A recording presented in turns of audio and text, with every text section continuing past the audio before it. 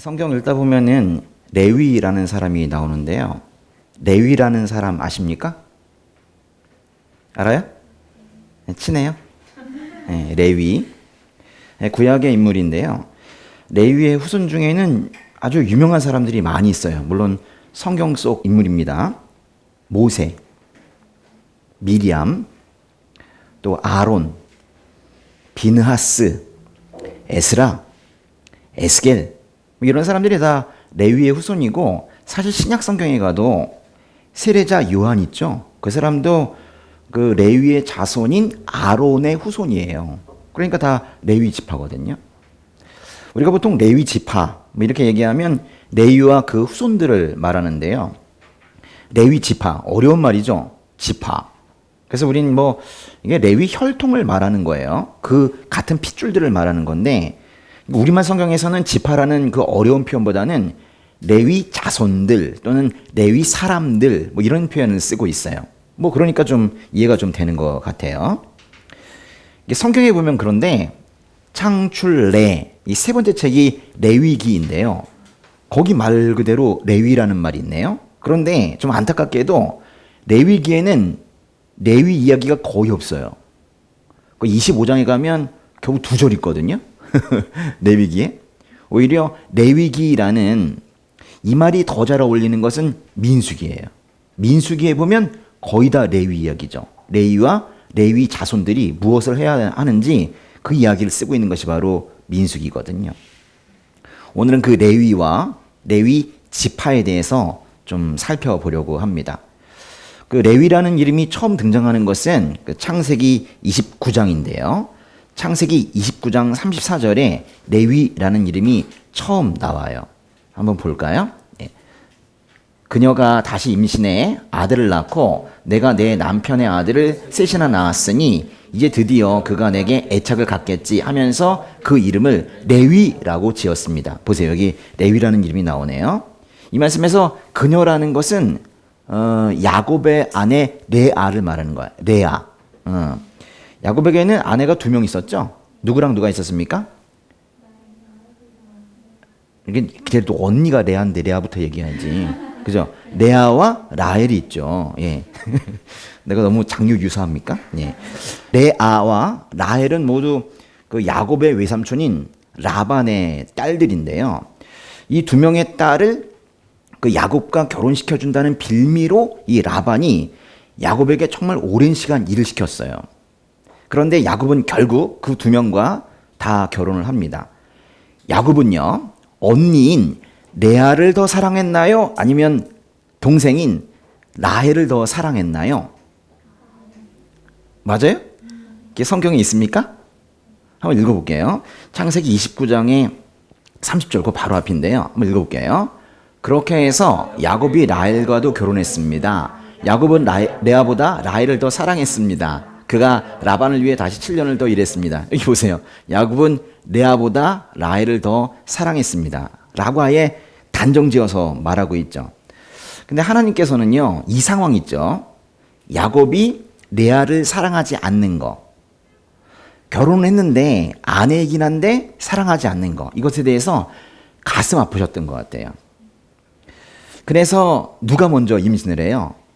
그래서 오히려 레아가 임신을 먼저 하게 되고 라헬은 아직은 아이를 낳지 못하죠. 그렇게 됩니다. 하나님께서는 상한 갈 때 꺾지 않으신 분이시고 그 아픈 마음 가진 사람들을 먼저 챙기시는 분이세요. 레아는 이제 아이를 낳는데요. 쭉 낳습니다. 4명을 갑자기 낳는데요. 첫째는 르우벤입니다. 그리고 둘째는 시므온이에요. 시므온. 셋째가 레위이고 넷째가 바로 유다입니다. 한번 해보세요. 르우벤, 시므온, 레위, 유다, 이렇게 4명을 다 낳아요. 근데 그 레위, 결국 보면 야곱의 또 레아의 셋째 아들이네요. 그죠? 근데 레위가 무슨 뜻이에요? 29장의 34절을 다시 한번 읽어보도록 하겠습니다. 그녀가 다시 임신해 아들을 낳고 내가 내 남편의 아들을 셋이나 낳았으니 이제 드디어 그가 내게 애착을 갖겠지 하면서 그 이름을 레위라고 지었습니다. 그러니까 이 말이 결국 레위라는 뜻이에요. 원래 레위라는 이름의 원래 뜻은 연합한다예요. 연합. 이게 합친다 뭐 이런 뜻이죠. 그러니까 남편의 사랑을 받지 못하는 그 레아가 내가 내 남편의 아들을 셋이나 낳았으니 이제 드디어 그가 내게 애착을 갖겠지. 나도 이제 사랑해 주겠지. 내 남편이 나와 연합하겠지. 라는 그 바람으로, 그 소망으로 레아가 그 자기 아들 이름을 이렇게 지은 거예요. 레위라는 이름에는 그러니까 그 엄마인 레아의 그 사랑받지 못하는 아내의 마음이 들어있는 거예요. 그러니까 아주 아픈 마음이 있죠. 결혼했는데 남편이 사랑하지 않는다고 생각해 보세요. 얼마나 가슴이 아프겠습니까? 그 이름이 레위라는 이름에 들어가 있는 거예요. 레아가 낳은 그 자녀 중에는 딸도 있는데요. 그 딸의 이름은 디나입니다. 뭐라고요? 디나. 예, 디나라는 딸도 나왔어요. 디나를 소개한 그 성경 말씀을 한번 보도록 하겠습니다. 창세기 34장의 1절인데요. 창세기 34장 1절 한번 읽어볼까요? 레아와 야곱 사이에서 태어난 딸 디나가 그 땅 여자들을 보러 나갔습니다. 누가 있나? 이러면서 보러 나갔다. 뭐 이런 얘기예요. 지도 잠깐 볼까요?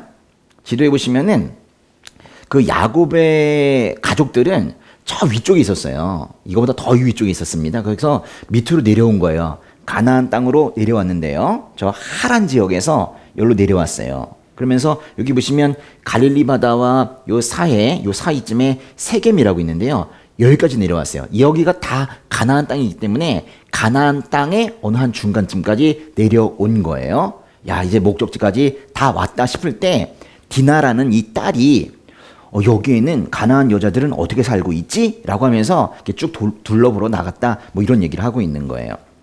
그 디나를 지금 34장 1절에서 뭐라고 하고 있냐면 그냥 야곱의 딸 이렇게 표현하지 않고 레아와 야곱 사이에서 태어난 딸 이렇게 말하고 있어요. 즉 레아가 낳았다는 것을 명확하게 말을 하고 있습니다. 그러니까 레위 입장에서 보면 그 디나가 자기의 친여동생이죠. 맞습니까? 예. 야곱 가족이 저 북쪽 바단 아람에서 드디어 가나안 땅에 이르렀을 때 디나가 가나안 땅의 여자들을 보러 나갔어요. 그러다가 여기는 어떤 여자들이 사는가 보다가 잡혔어요. 누구에게? 히위 사람 하몰의 아들 세겜에게 잡혀서 여기서 강간을 당해요. 이런 사건이 터지게 됩니다.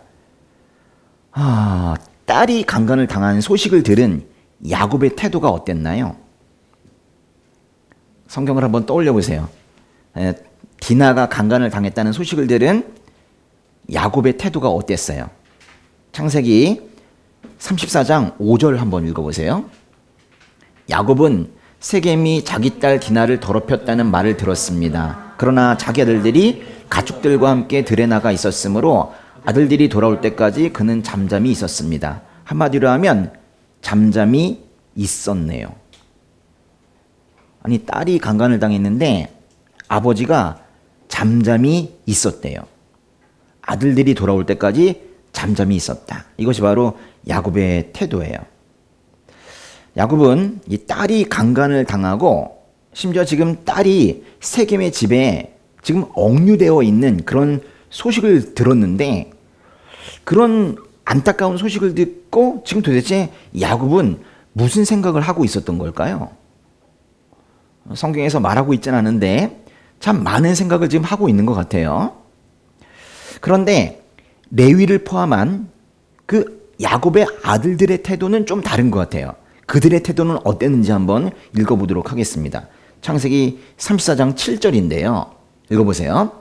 그때는 야곱의 아들들이 소식을 듣고 들에서 돌아와 있었습니다. 그들은 세겜이 야곱의 딸을 강제로 범해 이스라엘에게 수치스러운 일, 곧 해서는 안 될 일을 세겜이 행한 것 때문에 괴로워하며 분노했습니다. 이 마지막 부분이 바로 야곱의 아들들의 태도네요. 괴로워하며 분노했어요. 아버지는 잠잠히 있었는데 아들들이 괴로워하며 분노했어요. 이런 상황에서 또 세겜의 아버지 하몰은 뭣도 모르고 지금 야곱의 가족들에게 청혼을 하러 옵니다. 강간을 한 그 여자와 하몰의 아들 세겜이 결혼을 하겠다는 거예요. 심지어는 자기 아들 세겜이 디나를 지금 사랑한다면서 청혼을 하러 오는 거예요.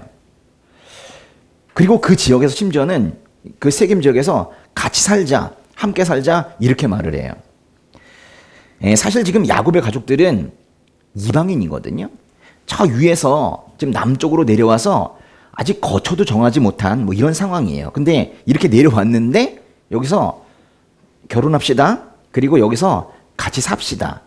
라고 말하는 거예요.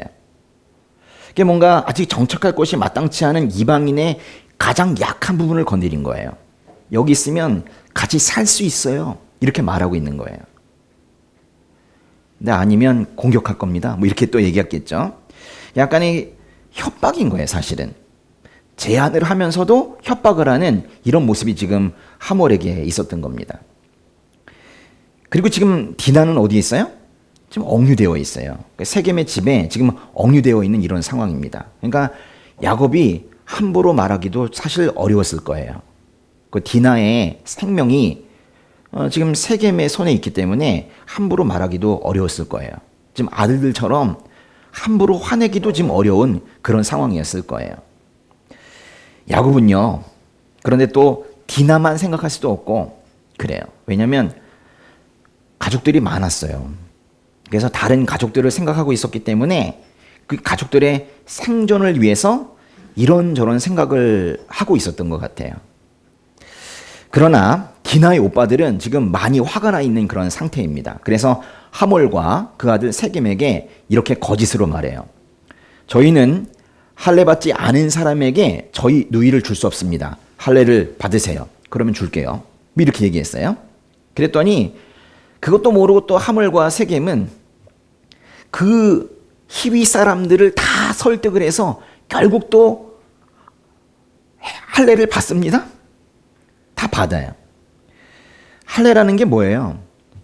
그 남자 성기 끝부분에 가죽을 도려내는 것이기 때문에 그게 회복이 되려면 며칠이 걸려요. 그래서 상당히 할례를 받고 나면 남자들이 다 아프다고요. 그렇게 아파하고 있는 그런 상황에서 시몬과 레위가 등장을 합니다. 시몬은 둘째고 레위가 셋째인데요. 그들이 등장을 하는 거예요. 창세기 34장 25절부터 27절까지 한번 같이 세 절 한번 읽어볼게요. 시작.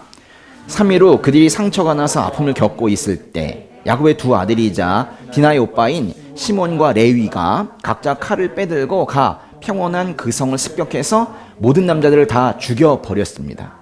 그들은 하몰과 그 아들 세겜을 칼로 죽였습니다. 그리고 세겜의 집에서 디나를 데리고 나왔습니다. 야곱의 아들들은 시체들이 있는 곳으로 가서 그 성을 약탈했습니다. 이는 그들이 자기 누이를 더럽혔기 때문이었습니다. 야곱의 아들들이 모두 하몰과 세겜을 속였어요. 그런데 할례를 받은 그 히위 남자들을 죽이는 일에 직접 나선 것은 시몬과 레위였어요. 결국 하몰과 세겜은 죽었고 야곱의 아들들은 세겜의 집에서 디나를 데리고 나왔습니다. 그런데 이제 이 모든 상황을 듣고 야곱이 뭐라고 말합니까? 창세기 34장 30절인데요. 한번 읽어보세요. 야곱이 시몬과 레위에게 말했습니다. 너희가 나를 곤란하게 만들었구나. 이 땅에 사는 사람들 곧 가나안 족속과 브리스 족속들이 나를 사귈 수 없는 추한 사람이라고 여길 것이다. 나는 수도 얼마 되지 않는데 만약 그들이 뭉쳐서 나를 공격하면 나와 내 집이 망하게 될 것이다. 한마디로 이렇게 말해요. 너희가 나를 곤란하게 만들었구나. 잘했다. 복수 잘했다. 이렇게 말하지 않았어요. 너희가 나를 곤란하게 만들었구나. 야곱은 하몰과 세겜에게 화를 내지 않고 오히려 그들을 죽인 시몬과 레위를 비난하고 있는 거예요. 시몬과 레위 그리고 디나 이 세 사람이 모두 야곱이 사랑하지 않는 레아의 자식들이기 때문일까요? 뭐 그럴 수도 있어요.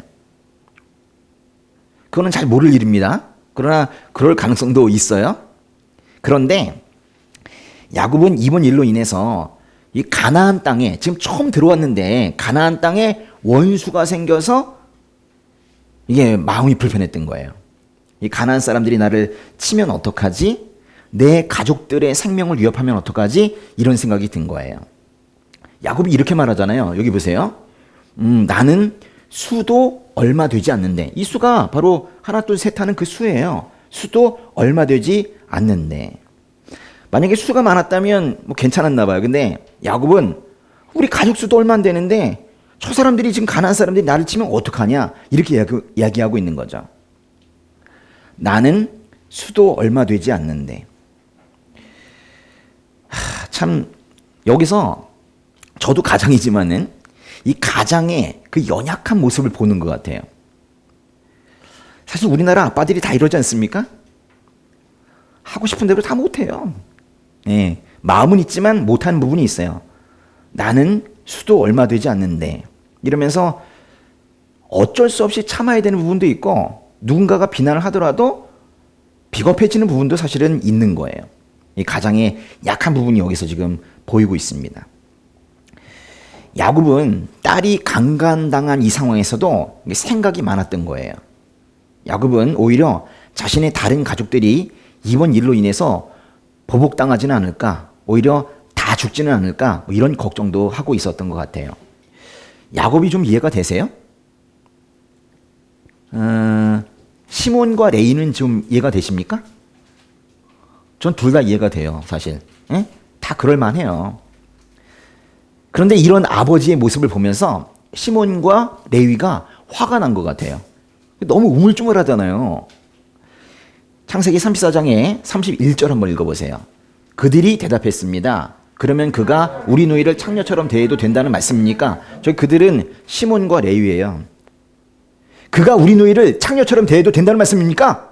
이러면서 지금 아버지한테 대들고 있는 거예요. 시몬과 레위. 혈기가 있네요. 그죠? 아, 지금 뭡니까 이게? 이러면서 지금 대들고 있는 거예요. 오히려 생각이 많아서 이러지도 저러지도 못하고 있는 그 아버지를 시몬과 레위는 결코 이해할 수가 없었어요. 무슨 아버지가 저러냐는 거예요. 근데요, 아버지인 야곱도 이 자식들을 이해하지 못했어요. 너희가 뭘 아니? 너희가 내 마음을 아니? 뭐 이런 생각이었겠죠. 이런 걸 뭐라고 해요? 세대 차이. 그죠? 제너레이션 갭. 서로 뭐 이해 못하는 거예요. 야곱은 시몬과 레위의 이 넘치는 혈기를 그래서 좋게만 보지는 않은 거예요.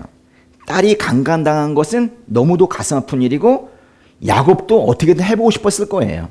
그런데 지금 사실 가나안 땅 여기에는 이 야곱의 가족만 있는 거예요. 나머지는 다 사실 적이에요.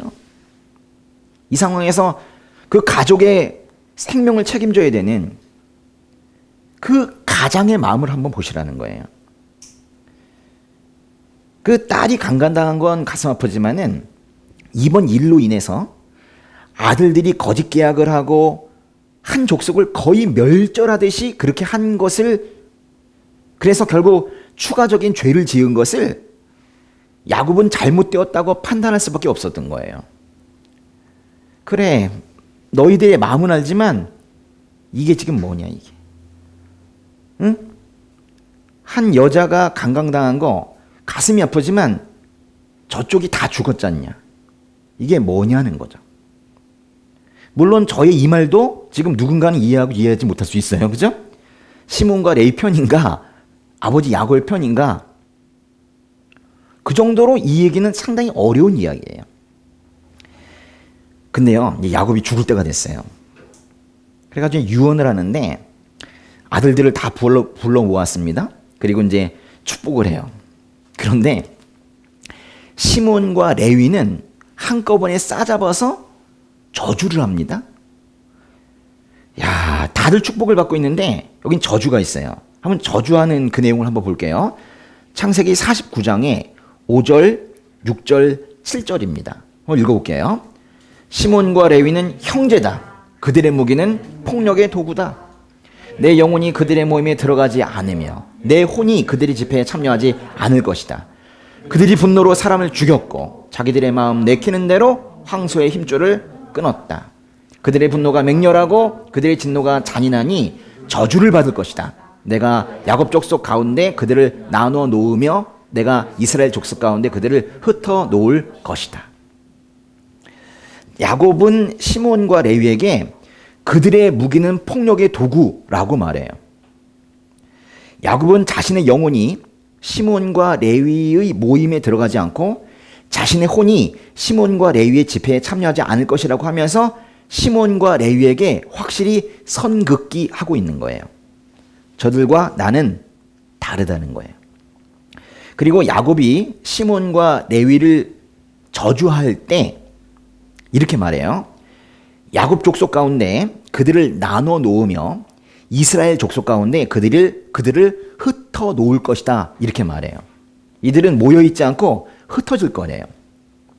세력이 분산이 되어서 장차 이스라엘 백성들에게 골칫거리가 되지 않게 하겠다. 이게 바로 야곱의 생각이었어요. 이제 시간이 한참 흐릅니다. 요셉이 이집트의 총리가 되었을 때예요. 이때 아버지 야곱과 요셉의 형제들을 이집트로 불러들이죠. 그때 레위의 아들들도 이집트로 갑니다.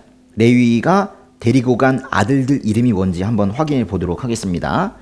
창세기 46장의 11절인데요. 한번 읽어볼게요. 레위의 아들들은 게르손과 그핫과 무라리입니다. 아들들 이름이 뭐냐면 게르손, 그핫, 오타가 아닙니다. 그핫 그리고 무라리예요. 이들이 이집트로 같이 가요. 근데 이 아들들의 이름은 출애굽기에서 다시 한번 언급이 됩니다. 거의 비슷한 말씀인데 출애굽기로 한번 볼게요. 출애굽기 6장의 16절입니다. 읽어보세요. 족보에 따른 레위의 아들들의 이름은 이러합니다. 그들은 게르손과 고핫과 무라리입니다. 레위는 137세까지 살았습니다. 그 창세기에서는 그핫이라고 하더니 여기 뭐라고 하고 있어요? 고핫이라고 하고 있죠. 다시 한번 말씀드리지만 오타가 아닙니다. 예. 그핫과 고핫은 그냥 달리 쓴 거예요. 같은 사람입니다. 사실 이 족보는 이거 뒤로 이제 족보가 쭉 나오는데 모세와 아론의 계보를 말하기 위한 거예요. 그러니까 모세와 아론의 조상이 누구냐는 거죠. 이 출애굽기 6장 16절 그 뒤의 내용은 너무 길어가지고 제가 말씀드리긴 좀 어려운데 그 뒤의 내용을 보면 이런 거예요. 야곱이 많은 아들들을 낳았죠. 네, 야곱의 셋째 아들 이름이 뭡니까? 레위죠. 그러니까 야곱이 레위를 낳았다. 그 레위가 또 낳은 아들 중에 이 아들 중에 고핫이 있어요. 여기까지 따라왔습니까? 예. 야곱이 레위를 낳았고 레위가 고핫을 낳았습니다. 고핫의 아들이 누구냐면 고핫의 아들이 아므람이에요. 아므람. 아브람과는 다른 사람이에요. 그죠? 고핫의 아들이 누구예요? 아므람. 아므람의 아내가 누구냐면 아므람의 아내가 요게벳이에요. 요게벳. 그 아므람과 요게벳이 낳은 첫째 아들이 아론이고 그 동생이 모세예요. 그 이야기가 이 뒤에 쭉 나오는 거예요. 그러니까 결론은 이겁니다. 그러니까 모세도 결국 레위 계열에서 나왔다는 거죠. 그러니까 모세가 레위 자손이라는 거예요. 하나님께서는 모세를 통해서 이스라엘 백성들을 이집트에서 탈출시켜 주셨는데요. 말 그대로 출이집트, 출애굽 시켜 주셨죠. 모세가 하나님의 말씀을 듣기 위해서 시내산에 올라갔을 때예요. 시내산에 올라가서 뭐 했죠? 십계명도 받고 성막에 대한 계시도 받고 하면서 이제 올라가 있을 때인데 모세가 말하자면 산에 올라가서 이 아래는 모세 부재 중이죠. 모세가 없을 때 그 리더십을 받았던 사람이 누구예요? 그 형이었던 오히려 아론이죠. 3살 많습니다. 3살 많은 그 형이 오히려 리더십을 가지고 이스라엘 백성들을 이끌고 있었어요. 출애굽기 32장의 1절 한번 읽어보도록 하겠습니다. 백성들은 모세가 산에서 오랫동안 내려오지 않는 것을 보고 아론 주위에 몰려들어 자 일어나서 우리를 앞서서 갈 신을 만들어 주십시오. 우리를 이집트에서 이끌어낸 그 사람 모세가 어떻게 됐는지 알게 뭡니까? 라고 말했습니다. 알게 뭡니까? 모세가 죽든지 말든지 알게 뭡니까? 이러면서 누구한테 갔대요? 아론에게 갔잖아요. 사람들이 아론 주위로 몰려들었습니다. 그런데 모세가 없는 사이에 사람들이 아론에게 몰려들어서 우리를 앞서서 갈 신을 만들어 달라 이렇게 말한 거예요. 그래서 만들었죠. 신을 만든다는 게 우습지만 신의 형상을 만들었죠. 그래서 만든 게 뭐예요? 금송아지죠. 이스라엘 백성들은 장신구를 다 녹여서 금송아지를 만들고는 그 송아지가 자신들을 이집트에서 이끌어낸 그런 하나님이라면서 좋아하고 있었어요. 그 송아지 보면서 하나님 이러고 있었다니까요. 심지어 송아지 앞에서 먹고 마시고 놀고 그러고 있었어요. 그때 밑에서 막 춤추고 있을 때 저 위에 신의 산 위에서 하나님께서 모세에게 말씀하셨어요. 내 백성이 타락했다. 내 백성들은 목이 곧은 백성들이다. 이렇게 말했어요. 그리고 내려가 봐라. 이렇게 했죠. 모세가 급히 내려왔어요. 보니까 다들 막 춤추고 난리예요. 정말 가관도 아닙니다. 이런 걸 뭐라고 하냐면 통제불능이라고 그래요.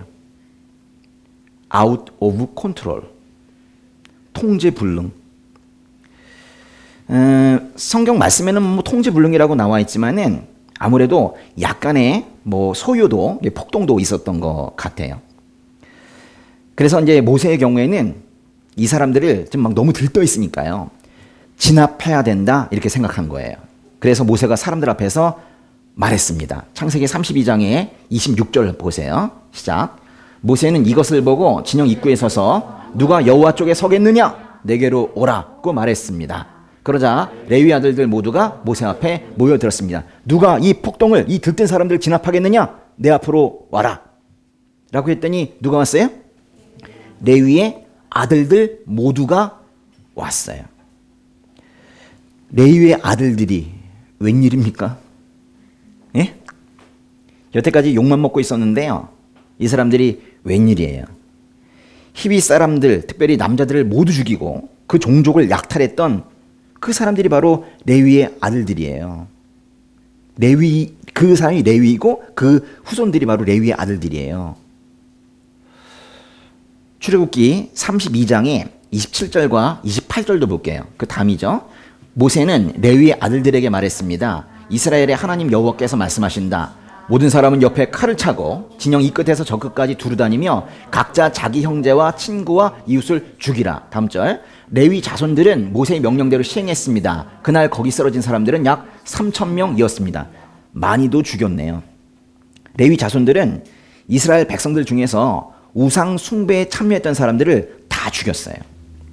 모세가 레위 아들들에게 자기 형제와 친구와 이웃을 죽이라고 말한 거는 친구이면 형제이면 죽이라는 게 아니라 친구이어도 형제이어도 이웃이어도 우상 숭배에 참여하기만 했다면 일단 죽여야 된다. 확실하게 공과 사를 구분해라. 지금 이렇게 말하고 있는 거예요. 레위 아들들이 사람들을 죽여서 그 앞에 쓰러진 사람들이 3,000명이었다는 거예요. 레위 사람들을 이제 드디어 모세가 축복을 해요. 여태까지 저주받았었잖아요. 근데 이 광경을 보면서 하나님 편에 서서 사람들을 3,000명을 죽이는 걸 보면서 이제 모세가 축복을 합니다. 32장의 29절 한번 볼게요. 모세는 너희는 오늘 너희 아들과 형제를 칠 정도로 여호와께 자신을 거룩하게 구별해 드렸다. 그러니 주께서 이날에 너희에게 복을 주실 것이다 라고 말했습니다. 이 보세요. 오히려 축복하잖아요. 그러니까 야곱에게, 오히려 아버지인 야곱에게 저주를 받았던 그 레위의 자손들이 이제 모세로부터 축복을 받고 있는 거예요. 아들과 형제를 칠 정도로 하나님께 자신을 거룩하게 구별해 드린 이 레위 지파는 이제 하나님의 복을 받게 된 거예요. 정말 인생 역전이네요. 그죠? 어떻게 이렇게 갑자기 저주가 복으로 바뀌었죠?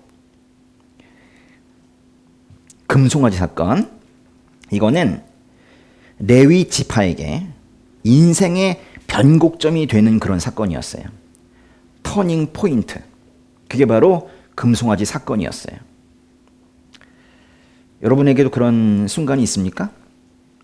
인생이 확 달라지는, 여태까지 하나님 등지고 대충 살았는데, 또는 뭐 양다리 걸치고 그렇게 살았는데, 어느 순간 오직 주님, 오직 우리 하나님 이러면서 살게 된 인생의 변곡점이 있어요? 지금 그거를 지금 레위 지파가 경험을 한 거예요. 이제껏 난폭하다, 폭력적이다, 이런 평가만 받고 있었던 게 바로 레위 지파예요. 야, 쟤는 왜 이렇게 싸움을 좋아하냐? 쟤네 옛날에 엄청나게 사람 죽였어. 뭐 이런 얘기만 듣고 있었던 게 바로 레위 지파예요. 근데 뭐 레위 지파는 실제로도 그런 면이 있었습니다. 그러니까 뭐 사람들을 그렇게 죽였겠죠. 그렇지만은 지금 대가 넘어가도 후손들에게도 그 이미지가 상쇄되지가 않는 거예요. 이미지가 계속 더 씌워져서 난폭하다, 난폭하다, 레위의 자손들은 난폭하다 이러고 있는 거예요. 그럼 사람이 어떻게 살아요? 난폭하게 산다니까요. 왜냐하면 사람들이 이미 레위 지파를 그렇게 난폭하다 이렇게 보고 있었고, 그렇기 때문에 뭐 달리 살라고 해도 사람들이 별로 인정을 안 해요. 그러니까 그냥 그렇게 살다 보면 난폭하게 사는 거예요. 이게 무서운 거예요. 이런 걸 우리가 낙인이라고 합니다. 낙인 찍는 거 있죠. 난폭해 이렇게 낙인 찍으면 난폭하게 산다니까요. 쟤는 인생 엉망이야. 엉망으로 산다니까요. 쟤는 뭘 못해. 못한다니까요. 못해요. 성취를 할 수가 없어요. 못한다고 낙인 찍으면은. 이게 낙인의 무서운 거예요. 사람을 낙인 찍으면 그 사람은 낙인 찍힌 대로 살게 돼요.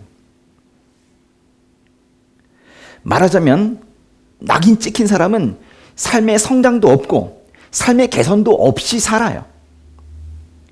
그냥 낙인 찍힌 대로 살게 되는 거예요. 왜냐하면 조금 더 낫게 행동해 보려고 해도 사람들은 인식이 바뀌지 않거든요. 너 왜 그러냐 그러죠. 그래서 우리가 낙인 찍으면서 살면 안 되는 거예요. 사람들 함부로 낙인 찍지 마세요. 다른 사람 인생을 함부로 말해서는 안 되는 거예요. 자기 얘기하세요. 응? 다른 사람 인생 함부로 얘기하지 마시고. 근데 사람들은 보면 참 잔인해요. 다른 사람 인생을 제멋대로 재단합니다. 다른 사람 인생이어서 그런가? 막 말하죠. 그 사람에게 있었던 몇 가지 사건, 그리고 그 사람에게 있었던 아주 단기간의 어떤 현상, 그걸 가지고 그 사람 인생 전체를 재단해요.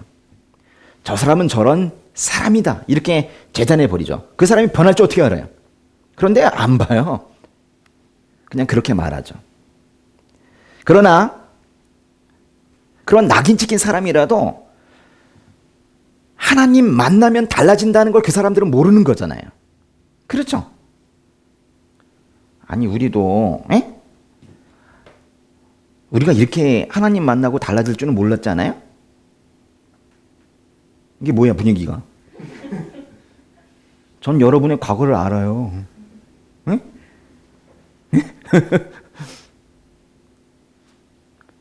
저도 알고요.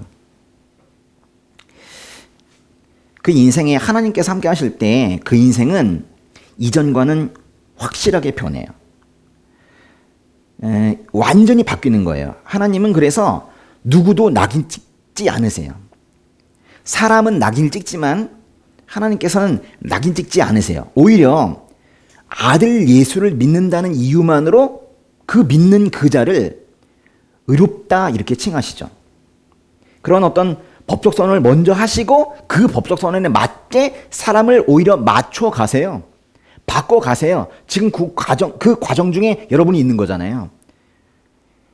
하나님께서 처음부터 의롭다, 칭의 하신 만큼 살고 있지는 않아요, 우리가. 그렇지만 그렇게 바꿔가고 계시잖아요. 그렇죠? 결코 낙인 찍지 않으세요. 아유, 저 같은 것도 교회 다녀도 됩니까? 저 같은 것도 구원하십니까? 하나님께서는 그런 거 상관하지 않으신다니까요. 하나님께서는 그 사람이 살인자여도 받아주세요. 낙인 찍고 그 매립하는 세상, 또 우선 높여주고 그것에 맞게 바꿔가시는 하나님. 뭐가 옳아요? 누구를 따라야겠습니까? 이거는 확실하게 생각해 보세요. 응? 낙인 찍는 세상을 따를 것인지, 그 세상의 논리를 따라 살 것인지, 아니면 아니다.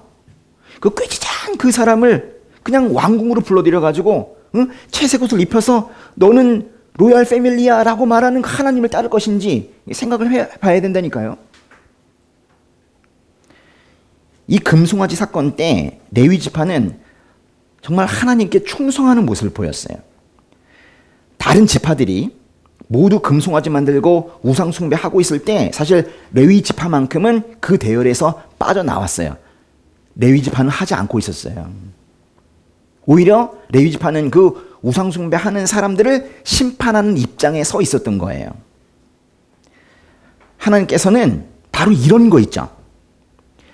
다들 우상 숭배하고 있을 때 혼자 떨어져 나와서 오히려 우상 숭배하는 사람들을 심판하는 이런 레위 지파의 모습을, 이런 계기를 기다리고 계셨어요. 제발 한 번만 바뀐, 완전히 변화된 그런 모습을 보여다오, 나에게. 그냥 그런 현상이 생기니까 하나님께서 박수 치신 게 아니고 레위가 변하기를, 레위의 자손들이 변하기를 기다리고 계셨던 거예요. 그런데 변했잖아요.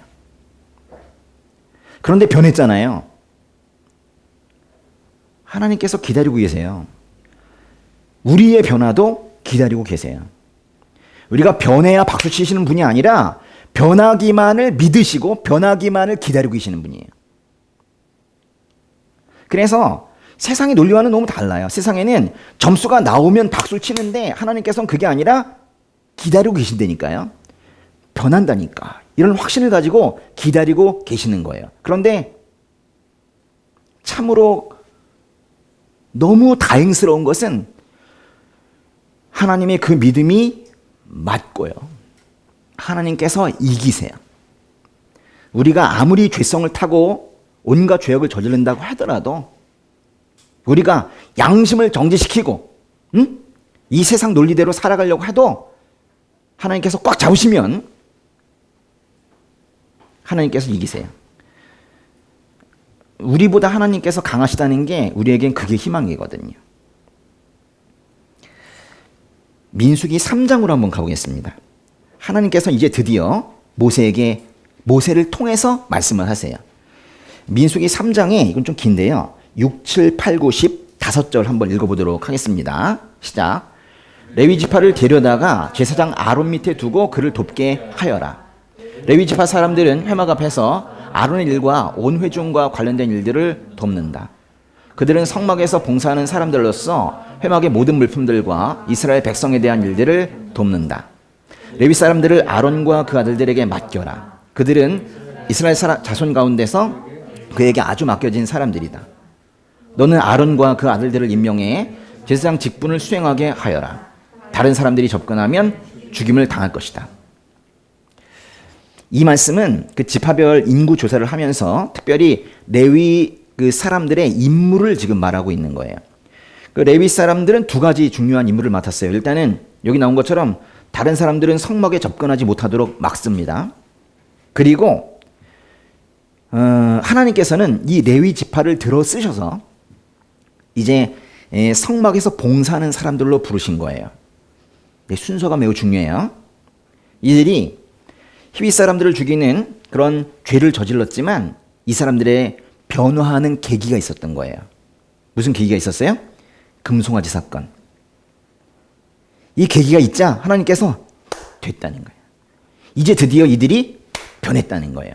그러니까 이제 이들에게 일을 주시는 거예요. 그 다음 절 민수기 3장의 다음 절이네요. 3장 12절 보세요. 시작. 보아라, 내가 이스라엘 자손 가운데 모태에서 가장 먼저 나온 사람들 곧 맏 아들들을 대신해 이스라엘 자손 가운데 레위 사람들을 택했다. 그러므로 레위 사람들은 내 것이다. 말씀이 완전히 바뀌셨어요. 여기 보세요. 택했다. 내 거다. 이건 좀 그래요. 좀 너무하다는 표현은 좀 너무하고 참 사실 감당이 안 되는 정도의 그런 극찬을 지금 하고 계시잖아요. 이건 뭔 뜻이냐면 그 이스라엘 백성들이 이집트에서 나올 때 이집트의 첫째 아들은 다 죽었는데 이스라엘의 첫째 아들은 다 살았죠. 그 얘기 지금 하고 있는 건데요. 그 마지막 재앙을 기념을 해서 하나님께서는 그 맏아들, 그 장자 대신 레위 지파를 택하셨다는 거예요.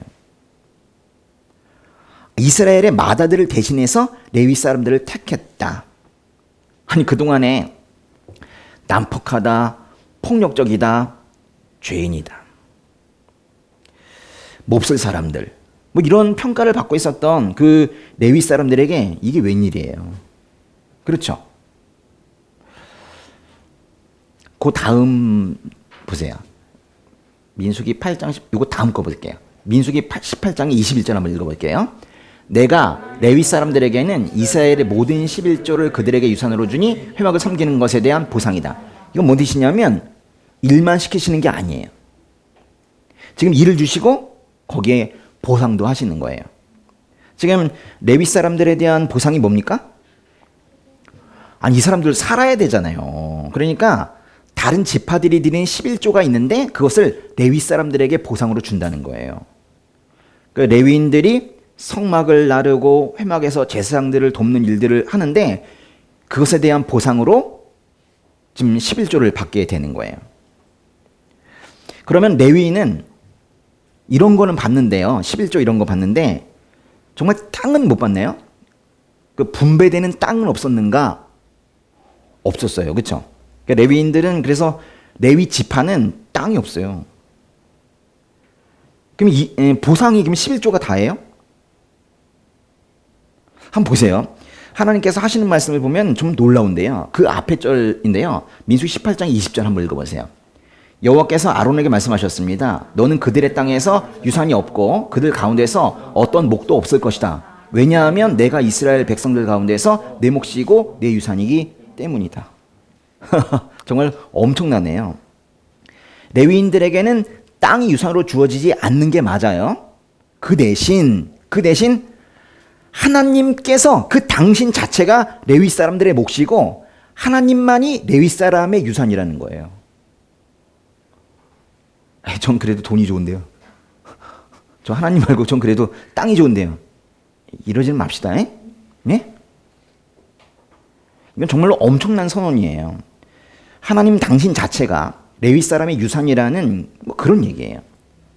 레위 사람들은 이스라엘의 맏아들을 대신해서 택한 사람들이고 레위 사람들의 몫은 바로 하나님이다. 와, 정말 그 레위 사람들에게 이렇게 정말 사람으로서는 감당하기 어려운 이런 말씀을 지금 하고 계시는 거예요. 레위 사람들은 11조의 보상을 통해서 기본적인 생활도 합니다. 그런데 더 이상의 유산은 사실은 없어요. 그러나 하나님 당신 자체가 레위 사람들의 유산이에요. 하나님 한 분만으로 만족해. 주님 한 분만으로 만족해. 우리가 찬양도 하지만 사실은 이 고백을 하는 게 바로 레위 사람들이었었어요. 레위 사람들은 그 대신 각 지파 내에 여기저기 흩어져 살았습니다. 각 지파들은 자신들에게 분배된 땅의 일부를 떼어서 그 레위 사람들이 살 수 있도록 한 거예요. 민수기 35장에 1, 2, 3절 한번 읽어볼게요. 요단강 여리고 건너편의 모압 평원에서 여호와께서 모세에게 말씀하셨습니다. 이스라엘 백성들에게 명령해 이스라엘 자손들이 갖게 될 유산에서 레위 사람들이 살 성들을 떼어주도록 하여라. 또한 그들에게 그 성들을 주변의 목초지들도 주게 하여라. 그러면 그 성읍들이 그들이 들어가 살 곳이 될 것이다. 또한 그 목초지들은 그들이 소유한 가축들이나 기타 짐승들을 위한 목초지가 될 것이다. 레위 사람들은 큰 땅을 유산으로 받지는 못했지만은 레위 사람들도 살아야 할 그 장소가 필요한 거잖아요. 그러니까요, 하나님께는 열정페이라는 게 없는 것 같아. 너희는 죽도록 일해라. 주는 건 없다. 기본적인 생활도 위협당해도 나는 어쩔 수 없다. 하나님께서는 그렇게 말씀하지 않으세요. 몫을 다 챙겨주시죠. 그러면서도 하나님도 몫이라고 말하지만 사실은 그게 다가 아니라 진짜 몫이 있는 거예요. 이들이 11조만 받게 되는 게 아니라 각 지파의 어떤 장소를 떼어서 이들에게 주라는 거예요. 심지어는 각 지파가 이들에게 준 가축이나 짐승이 있는데 그들이 가지고 있는 가축이나 짐승들을 위한 목초지도 필요하다는 거예요. 그러니까 정말 생활할 수 있도록 그렇게 만들어 주시는 거죠. 이게 다가 아니에요. 하나님께서는 이스라엘 백성들 전체에게 또 아주 특별한 명령을 하나 내리세요. 신명기의 12장의 19절입니다. 읽어보세요. 너희는 그 땅에서 사는 동안 레위 사람들을 무시하는 일이 없도록 조심하라. 레위 사람들을 무시하지 말래요. 여기서 이제 무시하지 말라는 건 깔보지 마라. 그런 의미 이상이에요. 이거는요, 레위 사람들이 지금 분배받은 땅이 없잖아요. 유산이 없기 때문에 이스라엘 백성들이 그 전체가 그 레위 사람들의 삶을 무시하고 그냥 넘어간다면 레위 사람들이 살 수 없다는 거예요. 그러니까 레위 사람들을 무시하지 말라는 이 말씀은 그 레위 사람들의 삶을 계속 염두에 두고 살아야 된다. 이스라엘 백성들아, 이렇게 얘기하는 거예요. 레위 사람들이 알아서 살겠지라고 생각하지 말라는 거예요. 그들을 챙겨주라는 겁니다. 정말 엄청나죠? 한 개인이 살아갈 수 있도록 배려하시는 이 하나님의 모습을 보세요. 하나님께서 저 멀리 계시고 우리의 생활 터전은 이곳인, 이런 개념은 성경이 말하는 하나님이 아니에요. 이런 걸 뭐 이신론이라고 하는데 이런 또 이단도 있어요. 하나님께서는 여기로 들어오셨죠. 이 권 안으로 들어오셔서, 이 생활 깊숙이 들어오셔서 그 생활 하나하나를 챙기세요. 여러분 생활 하나를 하나님께서 챙기고 계세요. 아십니까? 무딘 사람들이 모르는 거죠. 그러니까 사람들이 왜 하나님께서 나를 챙기시지 않는가라고 생각하는 건 나는 너무 무디다라고 말하는 거예요. 하나님은 늘 챙겨 계시는데 그걸 그렇게 무뎌요. 참 제 얘기를 해서 좀 송구스럽지만 전 사실 매일 경험하거든요. 하나님께서 내 삶을 이렇게 이끌어 가시는 거를 일단 전 매일 경험하고 있는데, 그리고 매일 느끼고 있는데 왜 누군가는 경험하지 못하고 살까요? 하나님께서 우리의 삶을 이끌고 계시다라는 것을 사실 이 자리에서 말하고 싶은 게 그거예요. 레위 지파는 이렇게 사람들 사이에서 흩어져 살게 되었는데요. 이거는 이전에 사실 야곱이 레위에게 저주했던 내용이잖아요. 너희는 여기저기 흩어져 살게 될 거야 라고 말을 했는데, 야곱의 저주가 하나님의 은혜로 축복이 된 거예요. 내가 너희는 다시는 모이지 못하게 할 거야 라고 야곱은 말했지만 하나님께서는 오히려 이것을 축복으로 바꿔주신 거예요. 레위 자손들은 야곱이 예언한 대로 여러 지파에 나뉘어져서 살게 되었지만은 그들은 오히려 여러 지파에 나눠져서 하나님의 그 성막을 지키는 그야말로 숭고한 일을 지금 맡게 된 거죠. 맞습니까? 그렇잖아요. 여기서 하나 의문이 생기는 게 뭐냐면, 레위 지파가 그 12지파에서 빠지게 됐잖아요. 그럼 이제 11개 남았죠. 근데 왜 우린 12지파라고 하는 거예요? 여호수아서 14장 4절 말씀 볼게요.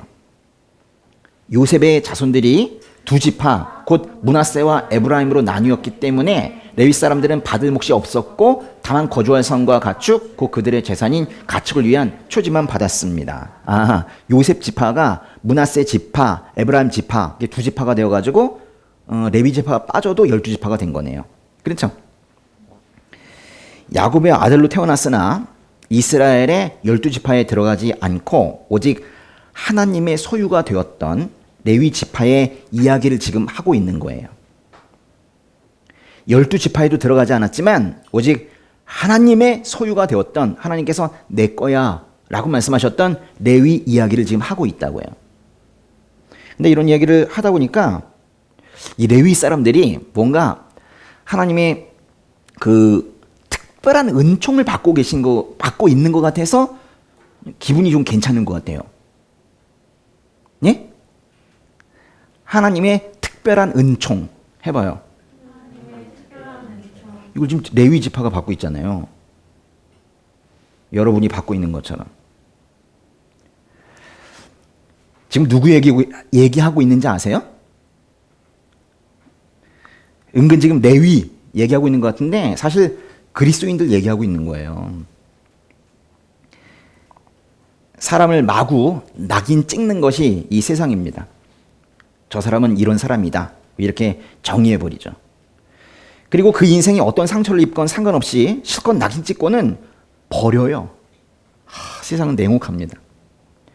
왜 그러냐고 그러지 마세요. 원래 세상이 그래요. 그러나 그 낙인 찍는 그 세상 가운데서도 그 오물 같은 그 세상에서 그걸 뚫고 일어나가지고 다시 일어나서 서요.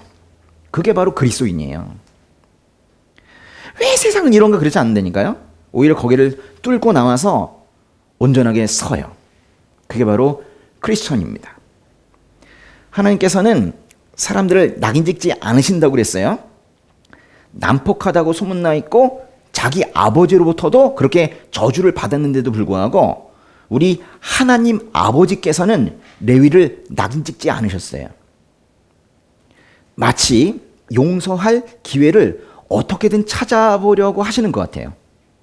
그리고 기다리고 계셨어요. 변해라. 변해라. 용서하고 그 다음에 소명을 주시려는 것 같아요. 근데 딱 그 순서대로 지금 하셨잖아요. 그러니까 용서는 끝이 아니에요. 이 땅에서 하나님의 백성으로 하나님의 자녀로 어떤 소명을 가지고 살아갈 것인지를 그거를 이제 주시려고 하는 것 같아요. 변해라. 그 다음에 내가 알려주겠다. 너의 소명을. 이렇게 지금 말씀하시는 거예요. 그러니까 이게 중요한 게 뭐냐면 변화가 좀 있어야 되네요. 그렇죠? 왜냐면은 변화도 있지 않은데 소명을 함부로 주면은 우리 이 죄인이 교만해져요. 그리고 안 변해요. 사실 그게 좀 안타까운 일이죠. 하나님께서는 분노를 품는 것 자체는 뭐 좋은 건 아니지만 있을 수 있다고 말씀을 하세요. 그런데 그게 오래 가면 안 된다고 그래요. 하나님께서는 분노가 일더라도 24시간 넘지 말라고 하죠. 해를 그 하루에 뜨는 해 있죠. 그걸 넘기지 말라고 그러죠. 왜 그래요? 하나님께서는. 왜냐하면 분노가 지속되면 죄악의 행동으로 연결되거든요. 그러니까 하나님께서는 분노 자체가 기분 나쁘신 것보다도 그것 때문에 내 자녀가 또 다른 죄를 짓는 거 그게 가슴 아픈 거예요. 왜냐면 분노가 오래가면 꼭 죄 짓거든요. 복수하고. 하나님께서는 레위가 분노를 품고 그것을 죄악으로 옮기는 것에 처음에 가슴 아파하셨던 거예요. 참으로 분노가 많은 이 세상 사람들은 이해할 수 없겠지만 사실 하나님께서는 직접 복수하지 마라 이렇게 말씀하시죠. 성경 전체가 그렇게 말씀하세요. 복수를 하더라도 그것은 하나님의 몫이에요. 그래서 시편에서도 저 사람들 좀 때려주세요 라고 시인이 하나님께 간청하잖아요. 자기가 뭐 못하잖아요.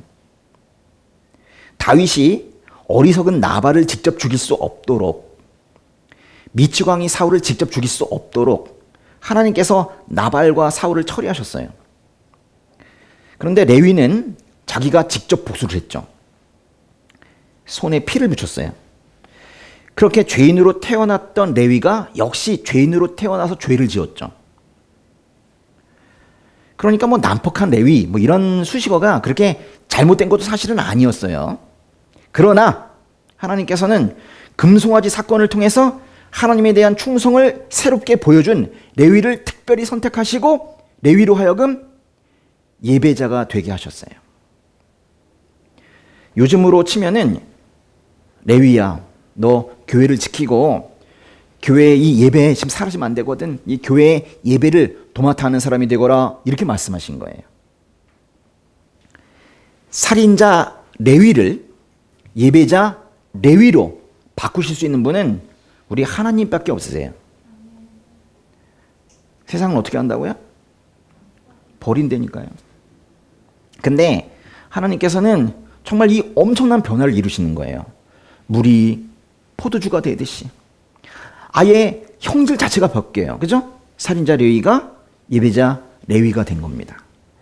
그러니까 레위의 후손들은 다 알 거예요. 자신들이 어떤 계열이었는지, 자기들 선조가 얼마나 폭력적이고 난폭했는지를 다 알 거예요.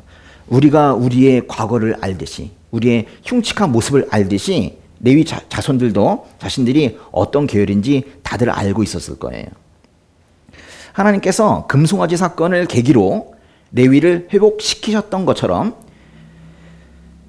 여러분 삶에도 그런 어떤 계기, 그런 변곡점이 있으면 좋겠어요. 이미 있어요? 중요한 건 변곡점은 계속 있어요. 지금이 다가 아니에요. 옛날보다는 좀 나아지셨죠? 근데 이게 다가 아니라 또 더 나은 상태가 있어요. 물론 더 안 좋은 상태도 있습니다. 근데 우리는 더 나은 상태로 계속 가는 거예요. 그걸 하나님께서 기대하시는 거예요. 그걸 우리가 성화라고 하는 겁니다. 지혜로운 사람들을 부끄럽게 하시려고 세상에 어리석은 것들을 택하셨고, 강한 것들을 부끄럽게 하시려고 세상에 약한 것들을 택하신 분이 바로 우리 하나님이세요. 여러분이 약하다고 서운해하지 마세요.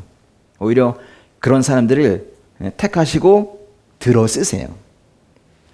하나님께서 우리의 죄를 용서하시기 위해 내어주신 그 예수님을 생각하면서 우리 중에 누구도 낙오하지 않고 예수님의 그 공로에 기대서 다시 회복될 수 있음을 믿으셨으면 좋겠어요. 그런 회복의 경험, 레위처럼 살인자가 참된 예배자가 되는 그런 경험을 모두 하시기를 주님의 이름으로 축복합니다.